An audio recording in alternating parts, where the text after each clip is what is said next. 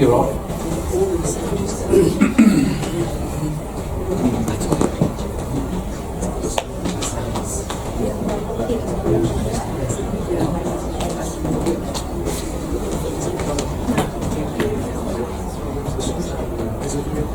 Yep, you're on there.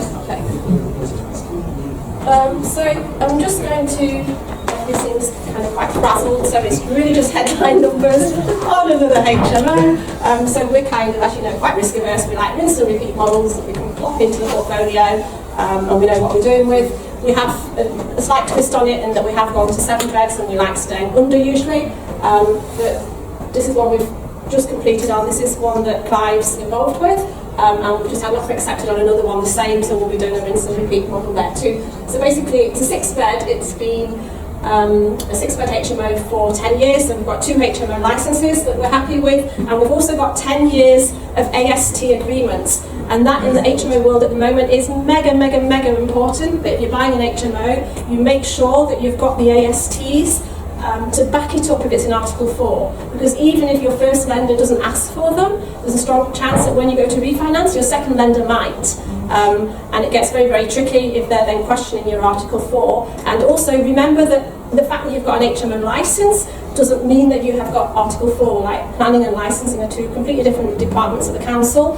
And most councils don't check your Article 4 to issue a licence. It's completely separate. So just 2 things to be very wary of. This is an Article 4 area. It was let to students, supermarkets, really getting quite difficult in Leicester for big HMOs. Again, that creates an opportunity for us. But they're finding that groups of 6 and above, they're just not getting groups of students wanting to live together in the houses for a full student year. So landlords, it's getting a bit precarious for them. So this landlord is wanting out. We viewed it a year ago. He wanted 350. And we've completed this year at 293,500, so a reasonable discount. That's based on a bricks and mortar value. Okay, and then on to number 2. So our strategy is to quite simply convert it from 6 to 7. So it's a big property, 157 square metres, nice big room sizes to put the en-suites in. It's all internal works. All we've got to do basically is knock through this bit here to create the communal space. For 7 people, and the reception room that was a lounge for the students will become a bedroom. We don't have lounges in HMOs. People like them when they're viewed, but they just don't seem to use them. We prefer to create a big dining kitchen space where they can relax and chill if they want to. Another good thing for us about this property is that the 3rd storey is already converted, so we haven't got any problems with building regs. Because if we want to go and convert the 3rd storey, we're finding that often there's space restrictions with the new building regs because we've got less space to play with. So that is also an advantage of the property.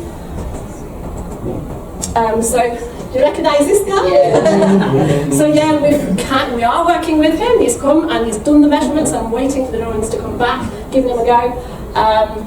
So we're waiting the drawings from Anjon. So that we can revise the schedule of works. We're going to put in for the sui generis straight away for the planning, and next week I'm also going to put in for the HMO licence for 6 in our name. So the strategy is that we go for planning based on we've got the 6-bed and it's been licensed for 10 years, so it shouldn't be a major problem. But HMO licensing is taking 4 months in Leicester at the moment, so we'll put in for it straight away for 6 beds, and by the time they come to do the inspection, we'll have knocked through and created the space for 7, so that we can vary it straight away from 6 to 7. So we're working with planning and licensing at the same time. Numbers, really just headline numbers, so buying at 293,500. Total cost to purchase, so we've got the stamp duty, the stamp in there. I put the application fees. So this is actually the numbers based on a buy, a refurbish, refinance, 75% loan to value. We're actually not using this strategy because we've got a refurbishment loan. So we've got a 65% loan to value, but we've also got a 50% of our works that we're being lent on as well. We have the option of having a 50% works where we control it completely, or we could have had 75% of works but with drawdowns and being monitored. So we went for the first one because one of kind of our big benefits is because my business partner's a builder, we get things done for a lot less than if we had a project manager and was outsourcing everything that way. So if we were doing it the normal way, just to keep it simple, we've got an 80 grand, 78 grand refurb, we've got contingency in there, so we've got 85, nearly £86,000 worth of works. So the total amount in doing it the classical way, it works out pretty much the same, except for we're putting less money in, would be 195 grand in.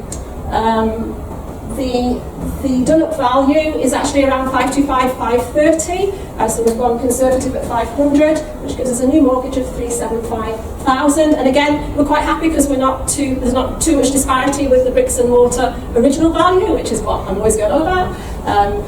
We don't like the risk there. So the cash out after mortgage repaid 154, the cash left in is 40,100 in this scenario. So again, our model is always at the moment to try not to leave more than 50 grand in, so that in 3 years' time we've got no money left in the deal. So that gives us a return on capital invested of 46%.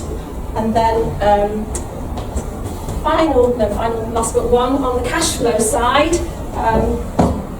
that's all the costs, total expenses and the profit. Total cash flow at 1,500 a month. Again, that meets our model, which has always been £100 per room if it's a guaranteed rent, and £200 per room if it's an HMO that we own. We've always kind of stuck with that throughout our HMO history. So that meets all those criteria, and we're happy. Like I said, this is the one that Clive has come in on an earn and learn.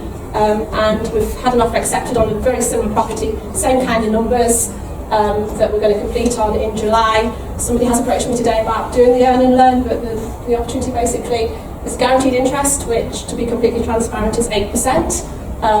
So 9 to 12 months in, you get to follow our progress with monthly updates, access to the shared drive to see all the different stages of the project, and then a one-to-one monthly call for any questions you've got about it, and 3 monthly site visits to see everything that's going on. And that's it, thank you.